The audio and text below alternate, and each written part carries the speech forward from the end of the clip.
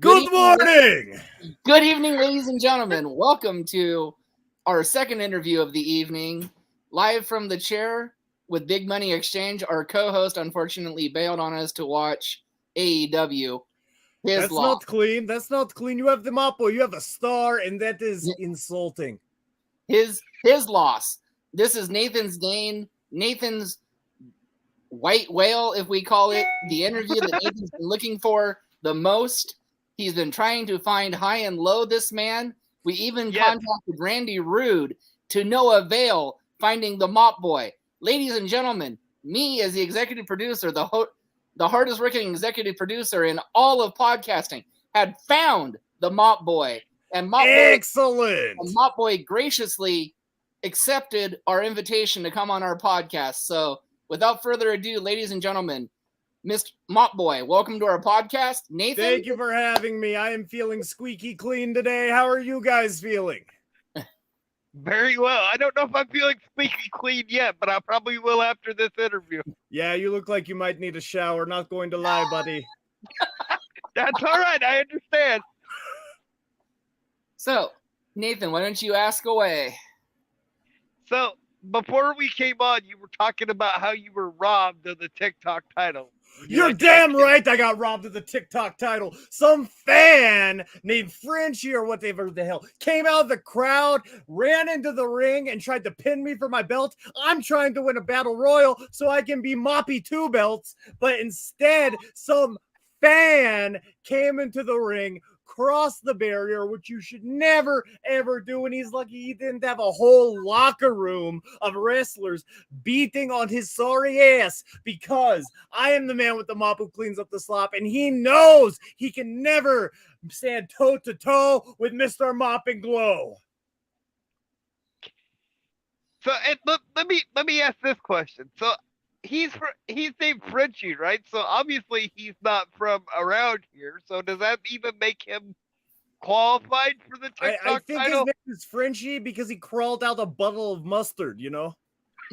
Real smelly guy, real messy guy. He had no business getting in the ring, and he ran away like a little coward. But you know that just means you're going to have to clean him up at the next chance you get and get back I'm your going belt, to right? mop the ring with his face. Don't you even deny it. No, I know. I'm with you. Excellent. Good. You can be part of my cleanup crew. We can call you Bucket Lad. That works. I'll take it. You put the bucket on their head, then I take my beautiful mop Loretta and just bam, right on the top of the dome. We make a little That'll music. work. So, who were some of your wrestling heroes growing up? Who are some of my wrestling heroes? I mean, that's a very difficult question because I've watched so many matches over the years. It's tough to say like one person. It's easier almost to say by era. If we're talking about the 90s, the Attitude Era, what really got me into wrestling as a kid was the NWO. My earliest memory as a young mop boy was watching the NWO on WCW Nitro. And then once I got a little older, I would say The Rock is going to be a big one, Triple H. And this might be a controversial take, but I'm only speaking on what the man did in the ring, not the person. But Chris Benoit was one of my favorite wrestlers of all time before he did what he did. And I'm a huge believer in let's separate the athlete from the person. And as an athlete, he was always one of my favorites growing up. Absolutely. And I think a lot of people don't do that enough, right? They forget about everything he did in wrestling because they're so focused on the other stuff.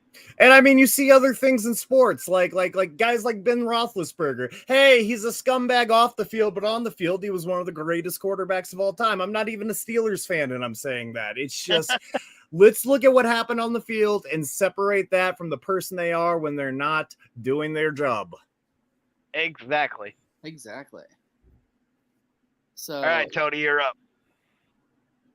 I love his charisma, by the way. So, yeah, so do I. I have what these kids nowadays call the W-Riz. I am the Wizard of Oz.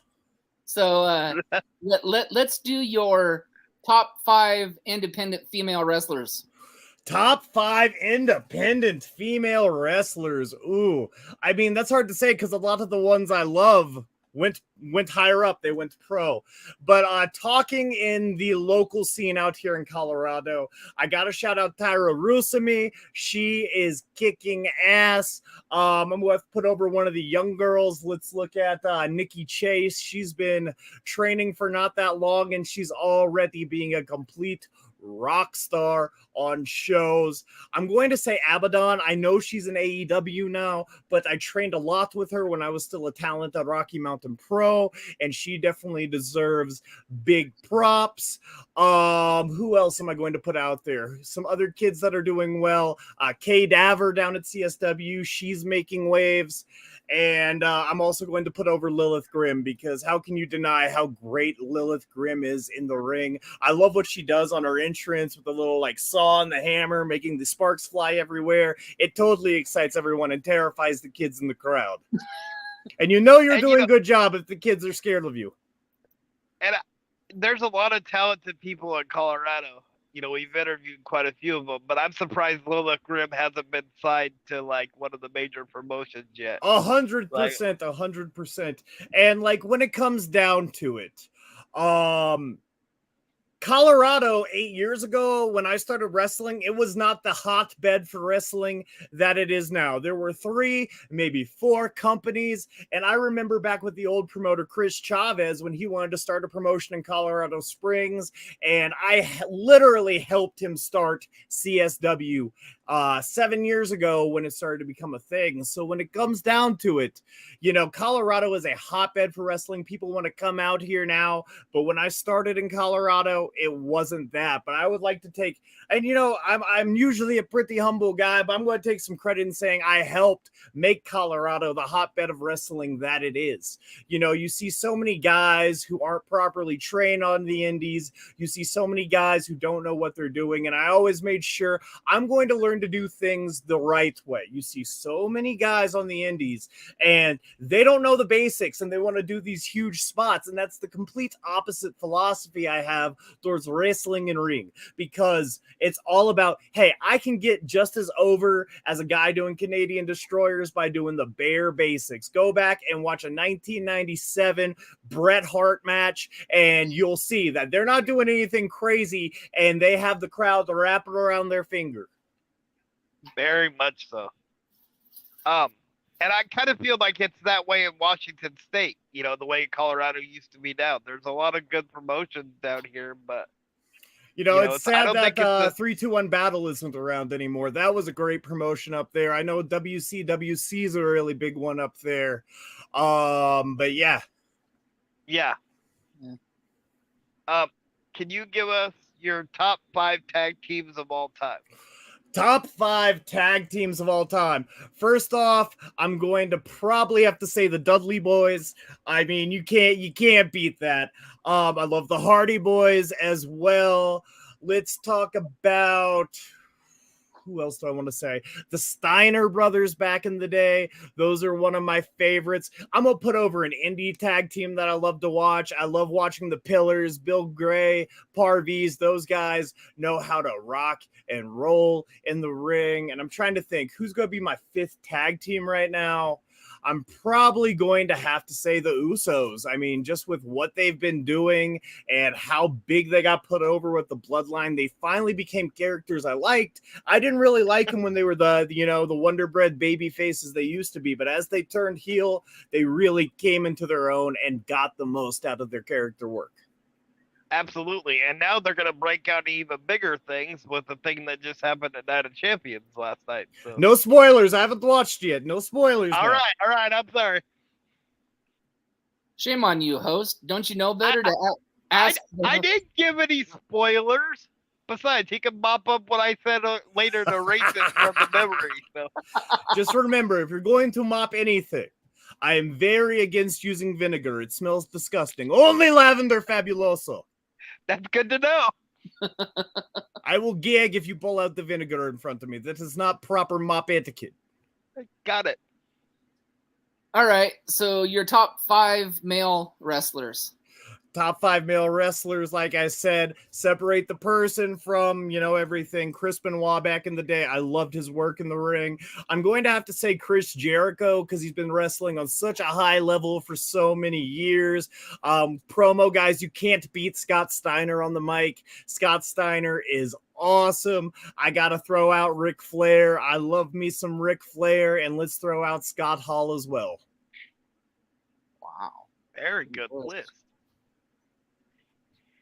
So I have to know, what was your thoughts on the Perry Saturn character when he had like the moppy and do you think that was like a character, infringement on your character? I mean, know not at he did all. it I first, came up with my character afterwards, but I mean, by no means have I ever felt like my Mop Boy character is like Perry Saturn. Yes, we both kiss and mop, but it's very different reasoning behind it. Yeah, and I'm pretty sure yours will never get destroyed in a wood chipper. So, I mean, if it does, I like to call them dollar store whores. I'll just get another one.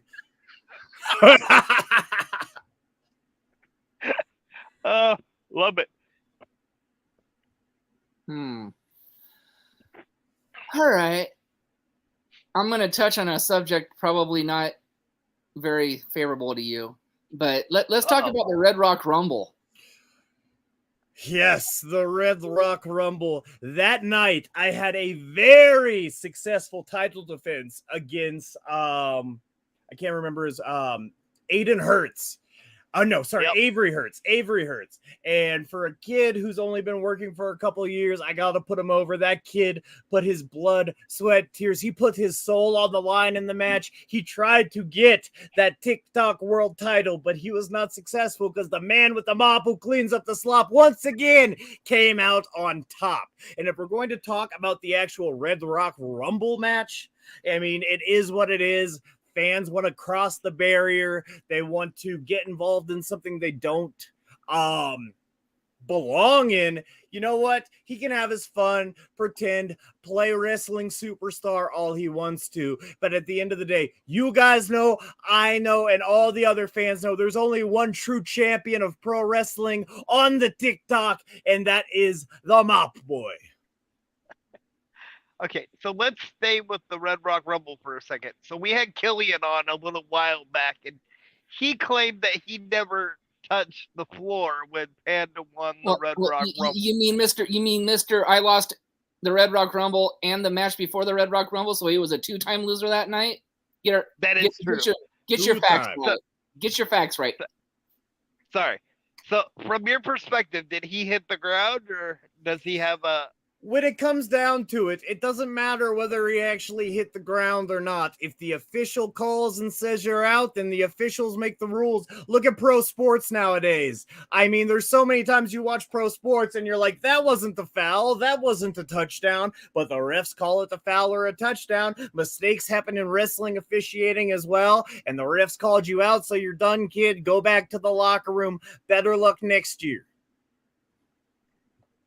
So, follow-up to that, do you think we'll ever see a Mop Boy versus Panda match for that belt? I will wrestle anyone, anywhere, anytime. Any man, woman, or supernatural deity. It does not matter. I will wrestle. I don't know. I think my executive producer would have a problem with that. He's like Panda's #1 fan, so... I mean, hey, Panda's a great man, a great person, great wrestler. But, at the end of the day, I love a good game, and I'll wrestle anyone, and I'll wrestle them all the same. I can't argue with that. I think it'd be a good match. I think so, too. I mean, we definitely go toe-to-toe. That match could go 15, 20 minutes. Who knows? So you're up, I know I'm up. I'm thinking of a question. Okay, the best wrestler turned actor. Best wrestler turned actor. Well, I haven't really spilt the beans on this yet, but I'm actually going to be starring in a short film coming out soon called The Stranger in the Woods. I think that's what it's called. Cool. And we are starting filming around the 7th of June. So favorite wrestler turned actor has got to be the Mop Boy. Now, if we're talking, guys who are, way higher up on the totem pole than me, I would probably have to say The Rock. I mean, look at what The Rock has done after all these years. Isn't he like one of the highest paid actors in Hollywood? Dude is absolutely killing it. Yeah. So if you had a dream opponent from any promotion, any era, who would it be and why? Ooh, give me a second to think on this.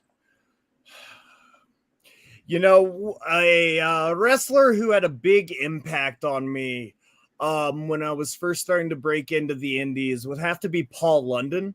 Ooh. I would really like to finally have a match against Paul London, kind of like a student versus teacher match. I mean, Paul London is the reason I became the Mop Boy in the first place. So it would be awesome to see things come full circle and go toe to toe with one of the men who I feel like taught me the most in wrestling. That is a very good answer, and I would pay to see that match. So, love to hear it. I mean, we like getting money. When I was a young Mop Boy, I came here from Mopstonia, and I literally paddled myself on a cardboard box with a mop all the way to the shores of America. So, I came here to make real money and not have to sleep with AK under pillow. That must be how you got all those muscles then, right? By pushing that mop all the way. Oh, yeah! That's what I'm talking about. That's what I'm talking about.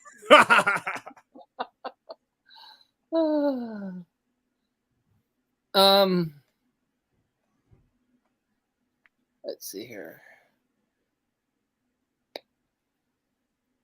What was the best advice your trainer's given you, and do you still use that advice today?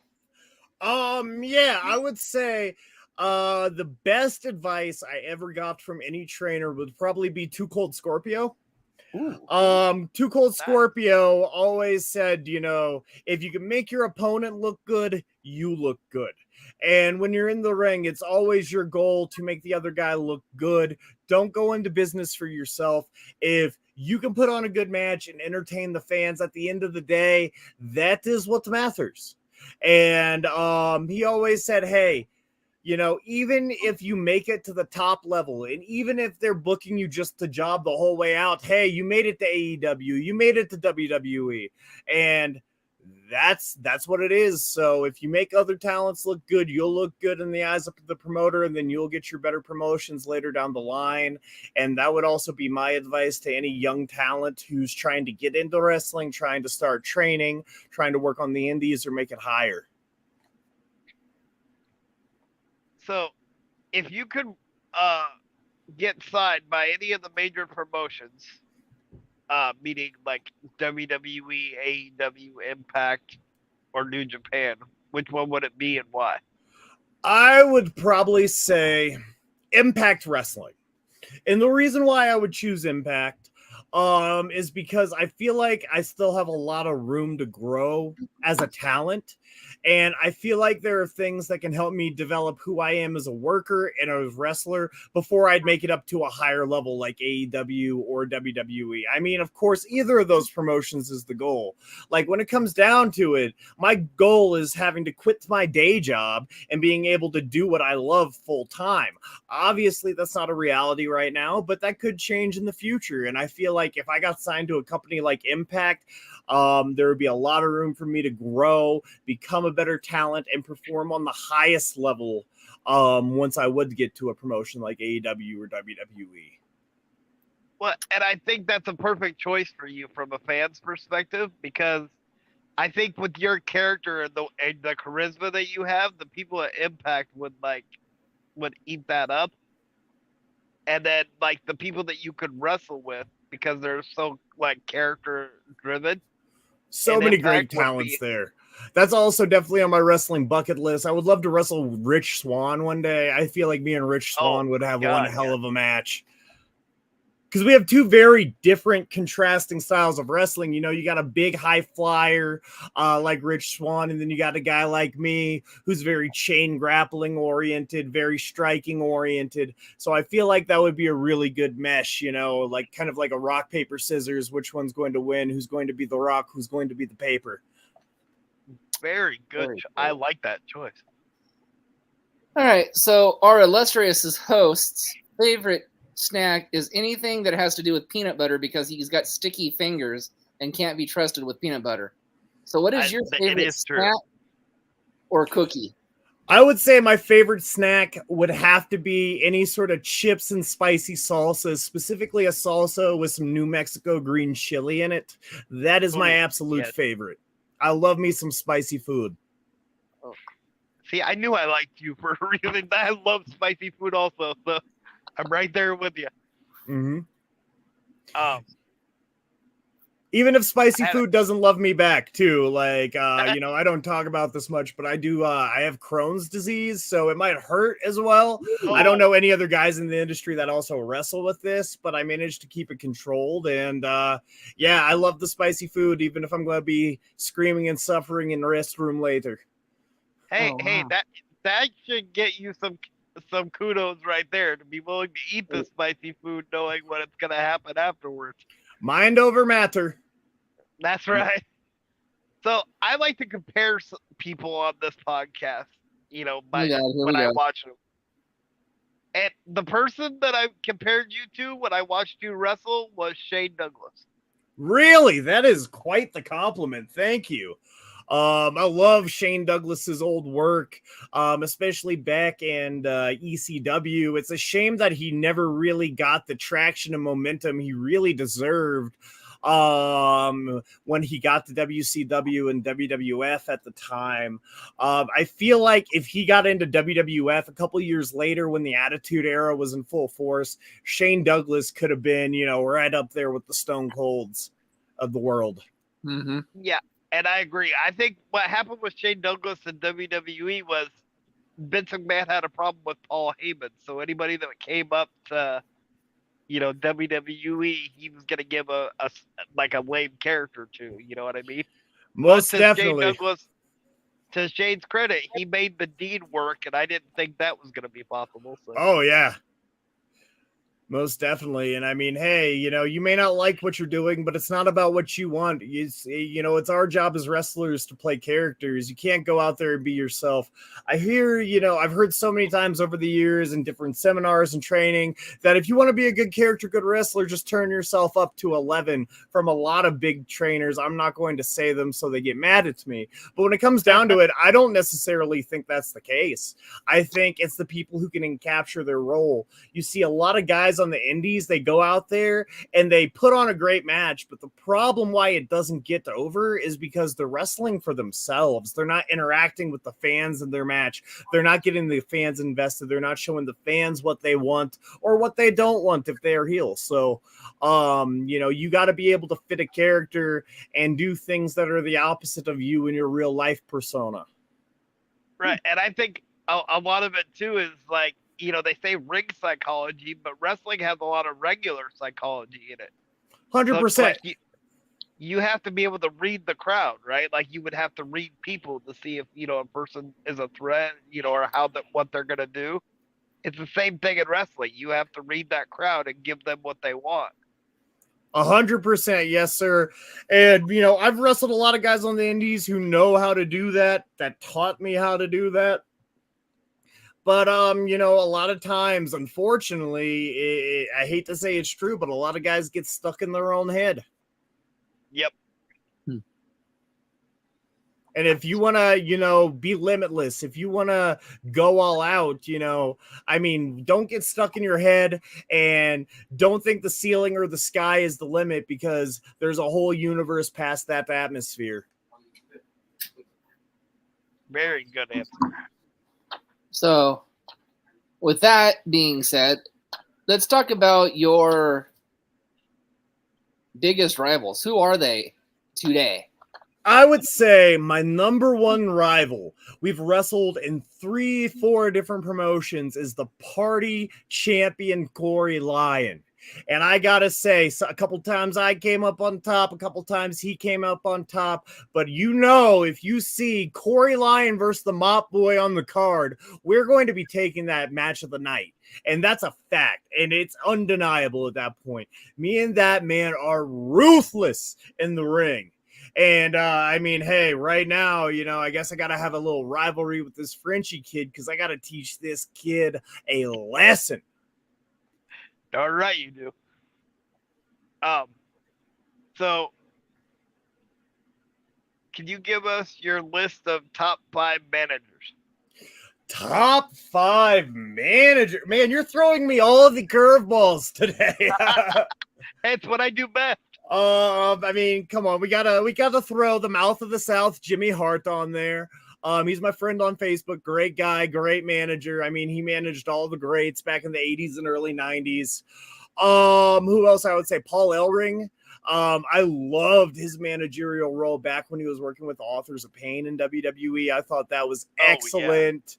I really liked, up until what happened recently in AEW, Don Callis was a phenomenal manager for Kenny Omega, and for a man who's had a long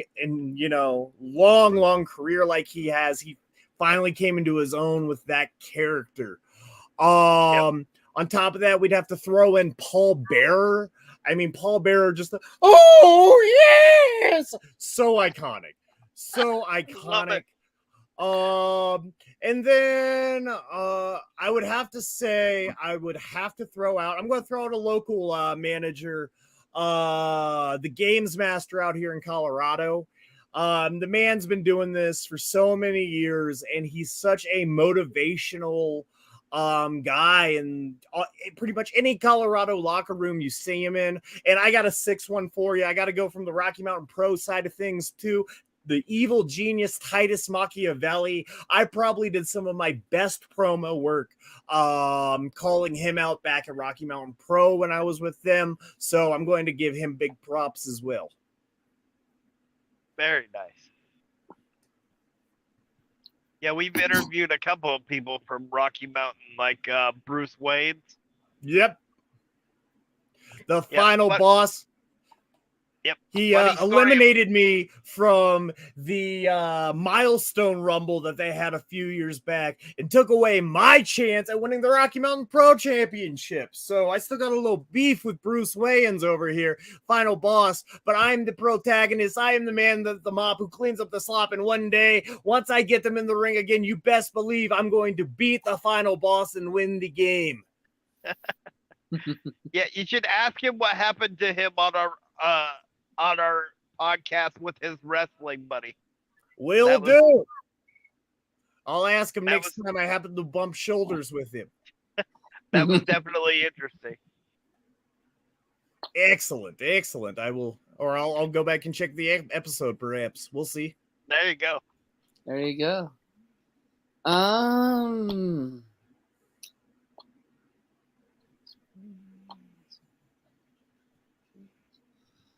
Okay, so what was your best match of your career so far? Who was it against, and what was the type of match? It was just a regular standard match. It was back at Rocky Mountain Pro, and that was when I got to wrestle Marty the Moth, Martin Casaus. That match, I really came into my own. That's when I feel like I kind of got away from a lot of bad habits and started being able to put on good matches in the ring. So I would say my match against Marty the Moth is going to be one of my best. Another one, I mean, it's right up there with that match, was a match I had with Chongo Bronson at Rocky Mountain Pro, where literally he was commentating the whole match while kicking my ass. And I mean, you just go back, and it is one of those matches that's just comedic gold, and we put on one hell of a match. Very nice. I think that match on Twitch, we streamed it on Twitch at that time, had like 260,000 viewers. So I also think it was probably my most viewed match. Oh, wow. So if you were a booker, what would be your dream match to book, and why?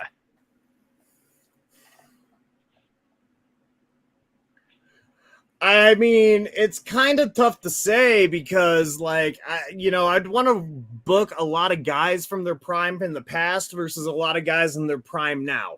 You know, like if we're going full fantasy with it, I would love to see like a Ric Flair John Cena match that we never got back in the day, but like when they're both in their primes. I would love to see guys like, you know, let's go way back. I would love to see a guy like Killer Kowalski wrestle Dean Malenko, or a guy like Vern Gagne wrestle a modern day talent like Chad Gable. I want to see that kind of like high level wrestling. Wow. That is a brilliant list. That's a brilliant list, and that's a first. Yes. Yeah, how many times has Killer Kowalski came up on your podcast? Never. That's the first. Or Vern Gagne. Yeah. Yeah. Hell, I'd like to, you know, bring George Hackenschmidt because I've never seen any of his stuff because it was before TV. I'd love to see what he'd look like against a modern talent. That's the kind of stuff I think about in wrestling, you know. A huge part of my Mop Boy character is just, you know, like, hey, let's bring back these things that from the 70s and 80s were really big that got forgotten about in wrestling. And that's kind of how I like to wrestle in the ring. That's a big way of how I see myself as a worker. Very nice. Go ahead, Nate. So, how did your finisher come to be? Like, did you try other ones? I don't know how I came up with the mop handle slam. You know, I always like when I was a rookie in training, I always thought, man, you know what looks cool? The pump handle. But you know, I didn't want to just do like a generic pump handle slam. So I thought, hey, let's get him up on my shoulder and go pump handle to Mitsunoku. And yeah, it was just something I thought of. What can I hit on a lot of guys that would be safe but look big? And later on, I didn't even realize it. It's kind of like a variation of the boogie slam that the boogeyman used to do. But, you know, I think I do it a little bit differently. I give it my own flair, my own twist.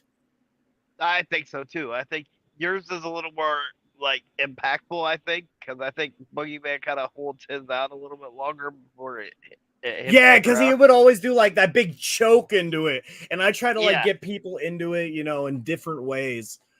Exactly.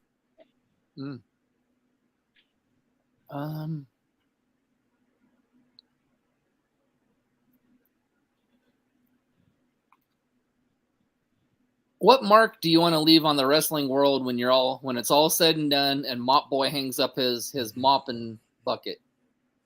I think the impact that the Mop Boy wants to make on wrestling, I you know, like I would say my goal is to make it as cool as it was back in the 90s or even cooler. I think wrestling has not seen its final renaissance, and that pro wrestling could be one of the biggest forms of media consumed in the US, like it was, or in the world, I should say, like it was when I was a kid growing up. You know, the legacy the Mop Boy wants to leave on wrestling is like the man who cleaned up pro wrestling. And that is my goal, my vision, and my mission statement. My goal is to clean up pro wrestling. So if you had a dream tag team partner, who would it be and why? I would say my dream tag team partner. I would say Randy Orton. Mop Boy and Orton. Ooh. Mop KO? I like that. Mop KO, yeah. Yeah, I feel like we'd have some really good chemistry as a tag team personally. And there's a lot I could learn from him and follow. Like, I even know what your guys' double team move would be. You can hook him up with the mop handle slam up on your shoulder, and he can do like a running RKO. I love it. That's excellent. Now you're starting to get Nathan in booking mode. Hell yeah. And that's the way my brain works, right? Like somebody will tell me something or show me something, and my brain's like, okay, we can do it this way. Yeah, exactly. I like that idea. Now add this on top of it, you know, and that's good creative input.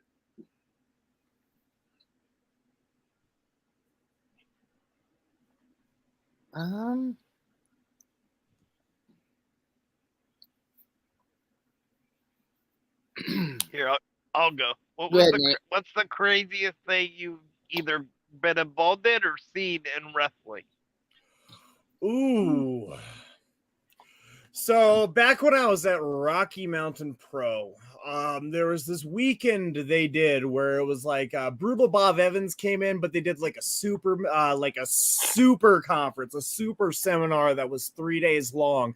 They had guys like what's it, Chris Silvio, they had Congo there, all these big guys, and you had people who came from all over to the US to our small little livestock arena that we were wrestling out of at the time, the Quarry. And there was just so many people I met there, so many guys who made it to the next level, so many guys I was able to learn from, and just seeing that many people come together for a big like seminar pro wrestling super camp, the fact that that happened and I was there for it, it was awesome. One other awesome thing I did also back at Rocky Mountain Pro, we did this program there, 2 years I was there for it, where there was this alternative high school out in Aurora, Colorado, and they taught like a girls' self-defense class. And basically, for the second semester of the year, what we did was we'd take these high school girls and we taught them, you know, super basic stuff, how to do a pro wrestling match. And the whole end of the course was these girls putting on a match in front of their entire school. And I mean, it wasn't a big high school, but they still had about a couple hundred kids watching them. And the fact that we were able to make that kind of impact on the community, because an alternative high school, you know, those are mostly going to be at-risk kids or kids who had certain issues where they ended up in that situation. I felt that we were bringing a lot of good in their life and showing them the potential. Myself, because I graduated from an alternative high school, I was an at-risk youth when I was younger, and how, you know, the sky's the limit and you can't let your circumstances dictate where you're going in life, but you don't know where you're going until you know where you've been as well. Absolutely. And I kind of have a little story about that too, because I was in special ed when I was in high school. So I never got a chance to really like shine, you know, there because everybody was kind of like, you know, pushed into one area. But when I got into college for a little bit, I took a speech class. I figured I like to talk anyway. So, you know, I might as well. Yeah. And so one of the things she had us do was we had to write down what we were into. And of course, my top one was pro wrestling because that's, you know, what I'm obsessed with. Exactly. And so I get up there to give a speech, and all of a sudden I talk about like what I got me into wrestling, you know, kind of like doing a podcast, you know, there. And so one of my friends had told the teachers that I was a commentator for a training school, like down where I live. So all of a sudden he goes, "Hold up, before you leave, commentate me a match, like right now, like, you know, just like off the top of your head." That was like, okay, well, give me a minute, because that's not exactly how, you know, how that works, right? Like, yeah, so exactly. I had to kind of like take a step back and like play one in my head like a movie. And so it went on for like 15 minutes, and he was like, "Wow, that was pretty good." I was like, "Wow, thank you." And You know, I've definitely dipped my toes into the swimming pool that is commentary, and I gotta say it's pretty hard because to be a good commentary team, at the bare minimum, you need that color commentary guy and that play-by-play guy. Which one do you think you're better at? well, I'll tell you, there's a tag team down here called the Blanchard Brothers down in Washington State. And at one point they called me the young JR. So I do more of the like the JR style. I would Like consider that more like no, because JR he did both pretty well. He had that color Yeah. commentary like the by God King, and then you know Yep. he also, you know, he could tell you any of the technical moves. Yeah. And unfortunately on the indie level, you know, you'll have guys commentating matches and they won't even know what basic wrestling moves are. But I digress. We're not going to go No, there. I get it, but the way I do my commentary is I overstudy, right? Like if you tell me like what matches are going to be on there, then I'll spend like the weeks leading up to that like studying the whole like card. You know what I mean? So that Yep. like I know that person forwards and backwards, so that I can add some substance to the person That's good. That's along good. And that's with what you what they're need. doing. Like, a commentator can make or break a wrestler, and it doesn't matter what they do in a ring at a certain point. Because if you're wrestling your heart out and doing a great job, but the commentator doesn't like you and they are just burying you the whole time, they can completely kill any momentum that you have. Yeah, absolutely. Yeah. So I'm gonna ask this money for our co-host who's actually watching all the pay-per-view right now. Right. What are your thoughts on? I have to say this. Sorry, Tony, but you're missing out, Big Money, because Mop Boy is big money talent. You better believe it. That's twice this week you've cut me off, Mr. Noss. Yes, it is. Well, I didn't know there was a tally somewhere up in the corner there. Anyways. Hold up, right there, up in the corner. Dude. There you go. He would always ask, what are your thoughts on a death match? Okay, so I've only ever done like a bar fight that was like done by a deathmatch promotion. It wasn't in an actual ring, but I did a match. I actually broke my knuckle doing it. Personally, my thought on a death match, I respect deathmatch wrestlers. I think if you're willing to take that kind of a risk with your body for the amount of money they're getting paid for, which is over what a normal indie talent is getting, but not necessarily what they're deserving to put themselves through it, then more power to you. I have nothing but respect for any deathmatch wrestler willing to do that.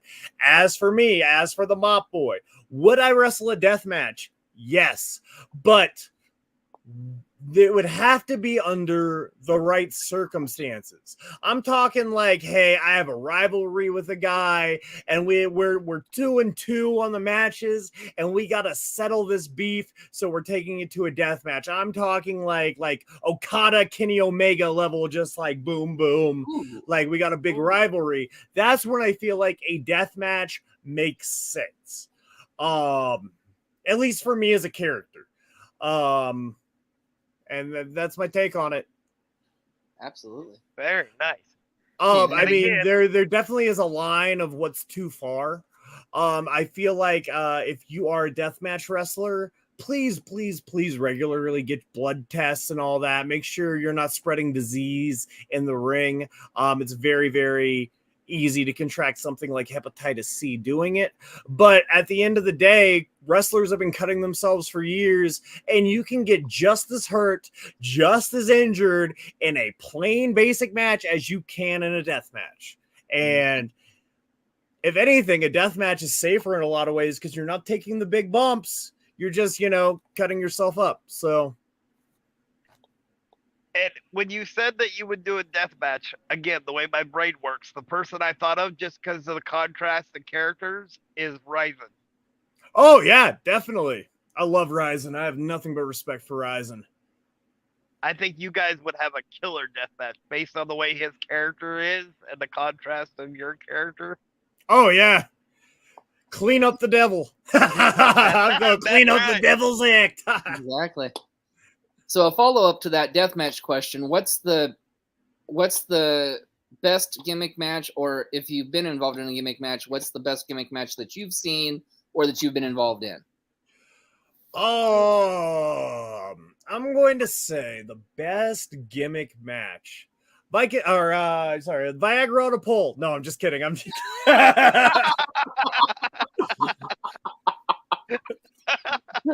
I have nothing but love for Vince Russo, but I had to say that out there. Vince has always been very good to me.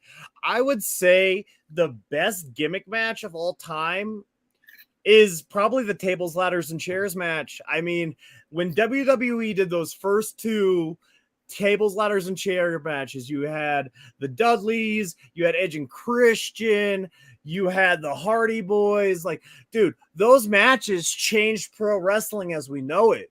And I would say those are two of my favorite matches of all time because it totally just accelerated what was possible in the industry, especially once you make it to that top level. And I would say it changed the industry so much to where it's one of the most iconic matches of all time as well. Absolutely. Like, who doesn't remember Jeff Hardy getting speared while Edge was on the ladder? You know what I mean? While he was hanging off the belt. So I mean, You know, I love some of those old Inferno matches with Kane too. Such a cool idea. I'd be more scared to do that than a death match. Third degree burns are I would no agree with joke. that. So we asked you who your favorite or who was the best wrestler turned actor. What's your favorite wrestling movie? Oh, dude. The wrestler with Mickey Rourke. I Love think that that's answer. you know, the thing I love about it is it really does expose the reality of what we do and the impact that taking time away from your friends and family can have on your relationships, but how it can be one of those driving forces at the end of the day, you know, like that's something that's kept me alive, happy, and healthy. And you know, Mickey Rourke like just played that role perfectly. Runner-up's going to be Ready to Rumble if you just want to have a cheap laugh. I mean, I love that old David Arquette movie, but I mean, when we're talking about a good quality movie, it has to be The Wrestler. I completely agree on both counts. So I'm going to take one of our questions and I'm going to twist it up a little bit because that's what I do. Right on. So I want the Mount Rushmore of promoters. Ooh, I like that question. First off, I mean, like, love him, hate him, whatever. You got to put Vince McMahon on there. I mean, he's a gangster, he's a thug, but when it comes down to it, you can't beat him. And he's going to provide memories and change the business as we know it. Secondarily, for wrestling promoters, I'm going to have to say Paul Heyman. Even though he wasn't always able to pay his talents, he was able to give them one of the biggest and best platforms that a wrestler on that level could have to get them to the next level. Next up, I'm going to have to say Tony Khan.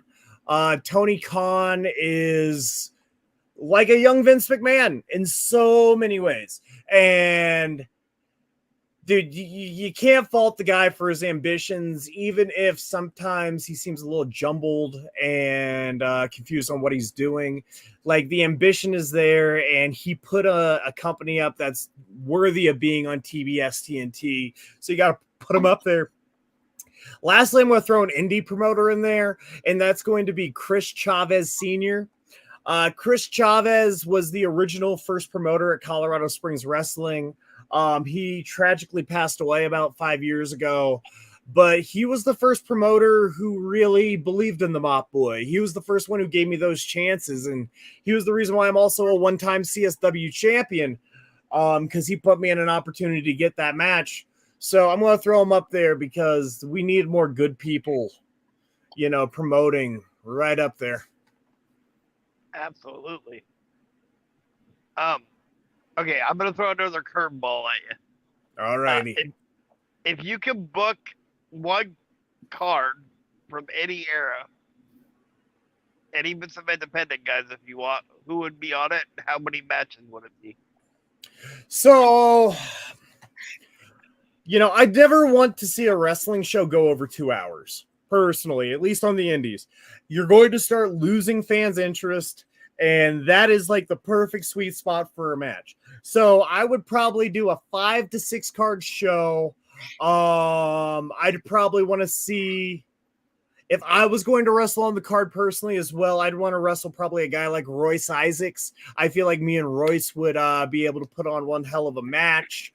I definitely want to put a 3-way match of the Shield. Let's get Seth Rollins, John Moxley, and Roman Reigns back in a ring, and I would love to see those guys fight to see who would be best. Let's throw some tag teams in there. I want to see a match like the Acclaimed versus the Road Warriors. And the reason, because I feel like the Acclaimed is the most slept on tag team and one of the highest quality tag teams in the business right now. For a women's match, I would love to see like Becky Lynch versus Gail Kim, which would never happen. I feel like that would be one hell of a match. Now we're up to the main event. And if we're going to do a main event, I would want to do some sort of 4-way cage match where the first 2 falls have to be pinfall and the final fall would be escaping the cage. And I'd say for that, let's throw in Chris Jericho. Let's throw in.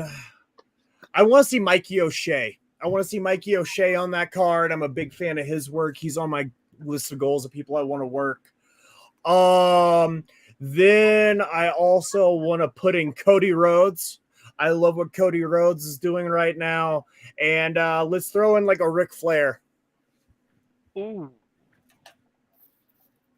I like that card. So do I. And, He mentioned the juggernaut, Mikey O'Shea. yes, and what I was thinking there was, and this goes to our co-host who has some history with Mikey O'Shea, and tells us every episode that Mikey O'Shea loves TikTok. So I would love to see Mop Boy and Mikey O'Shea maybe. That is who I should be defending the TikTok title against. And like when it comes down to it, that's the match that needs to happen. We want to talk about who's the king of TikTok in wrestling. Mikey O'Shea versus the Mop Boy is the match that needs to be had if we want to have a real big TikTok championship match. Because we're 2 of the biggest names in wrestling on TikTok. You hear that, Mr. Rude, or any promoter that's out there? Once he gets that TikTok title back, that's a match you need to book, because that's to steal one of Big Money's lines. That's a big money match right there. So yeah, that's what I'm saying. That's the goal.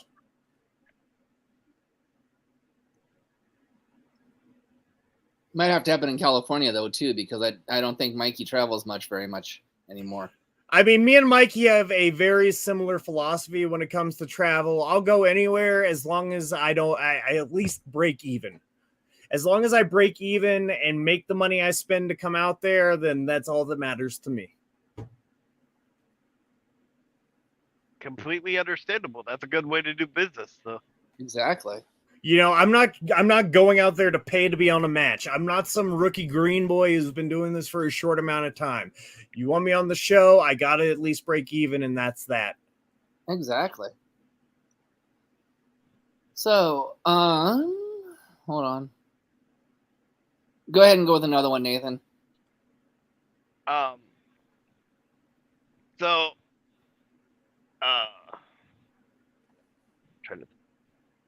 so do you think that in today's like wrestling society they would ever do like a women's Iron Man match like Shawn Michaels and Bret Hart did? I thought they did. Didn't Sasha Banks and Bayley do that in NXT a couple of years back? Well, they did a 30-minute one. I was. You're talking about an iron? Yeah. I mean, do I think they should do it? Yes. Do I think WWE would do it? Probably not. Do I think AEW would do it? Probably not. You know, like if we were going to do like a match like that, and again, I'm bringing up a controversial name, just talking about her as a talent, not as a person, but like a Tessa Blanchard versus Jordan Grace. Why did that 1 hour Iron Man match never happen in Impact? It should have happened. Yes, please. Because those are two talents that could do it. Yes, please. Yeah, I was gonna say, sign me up for that one. Yes, please. Yes, exactly. But you know, also, you know, here's the thing about doing an Iron Man match or Iron Woman match in 2023. People have the attention span of goldfish nowadays. Like look at it. What is the most popular social media app right now? TikTok. It's killing Meta, it's killing Twitter, it's killing Instagram and all this ad revenue. But people have 3-second attention spans nowadays. So how are you going to keep fans invested for a whole hour, men or women, when people can barely focus on a 3-minute video on TikTok? That's a He has a valid point. He has a point. You know, I think if you're going to go that length, you're better off just doing a best 2 out of 3 falls match, best 3 out of 5, whatever. but it's really hard to keep people's attention just for a 7-minute match nowadays, unless you have them there in the stadium in person. So good luck keeping people's attention for an hour. I mean, hell, I'm probably going to at least take a quick break and go to the bathroom or make some food while I'm watching that match on TV. Myself personally, not trying to disrespect anyone doing the match. It's just one of those things where, there aren't enough hours in the day. Exactly. If I can find an hour to play video games, which I love to do, but I never have the time to do, that's a win. So if you're going to take away that time I'm going to spend playing Valorant or Battlefield or Street Fighter 6 when it comes out, then you better be putting on a match that can keep my attention the whole time. Yeah, Street Fighter 6 has got to have a wrestling flair to it, which they always do, but Lita Vega's going to be Did you play the beta? The beta test they just did? I haven't yet, but the beta test is over. It was fantastic, and I streamed tons of it on TikTok. And just so you guys know, I'm going to be streaming all of my gameplay on TikTok as well. I do like what Twitch streamers do, but on TikTok because I can do it more interactively and I can make more money doing it there. So again, for all the fans watching at the Mop Boy TBG on TikTok, that is where you can find all of my content. And I do more than just pro wrestling and gaming. I also do a lot of comedy stuff as well. I'd be catching people in 4K acting a fool. So I'm sure some of your fans who might not have seen me wrestle, I probably caught them in 4K on TikTok already. Very interesting. Let's see here. So what's the bloodiest match you've been involved in? Ooh. I guess it wasn't a match that fans actually got to see. I got busted open really bad in training one time by this one kid. Dude gave me a shining wizard in the corner and he slipped and he got me right above. I used to have an eyebrow piercing when I was a teenager and he got right into that scar tissue the right way. And I bled like a mother.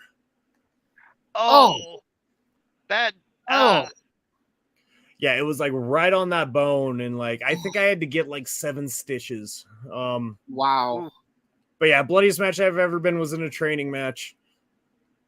Ow. Okay, Nathan, your shot. I'm still trying to comprehend the shot to the eyebrow. Yeah, I know. Ow. So what's the craziest crowd you've ever been around? Craziest crowd. When I was at Rocky Mountain Pro, we worked with this one high school for a Wish Week program. Are you guys familiar with what a Wish Week is? Yeah. Well, let me so basically it's they take a kid who would be make a wish, have ailments, stuff like that. Mm-hmm. And they make their and kid was a big wrestling fan, so we put on a huge 40-man battle Royal Rumble style match in a high school in Highlands Ranch, Colorado. And that was by far one of the biggest shows I ever wrestled because there were damn near 2,000 high school kids watching us. And these are kids who have never really been exposed to wrestling. And those are my favorite people to wrestle in front of. Because if I get you in my crowd and it's your first time at a wrestling show, you're going to react to my character and you're going to love it. And that's exactly what we got out of them. Very cool. Very nice. People there for a good cause, and they got to see some great wrestling as a bonus. Yeah. So, Tony, I have to do it. I have to tell the story about Tito's.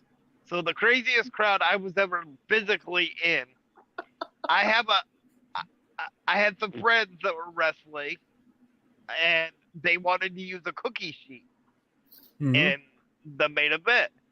Well, I'm in a wheelchair, so they could hide it easy. So, they tell me when I'm in the back, hey, we're going to put this cookie sheet behind you, and then when we come out in the match, right, then we'll just take it out. They didn't tell me they were in the main event 3 hours later. So I'm sitting with a cookie sheet behind my back for 3 hours in the hot sun. Oh!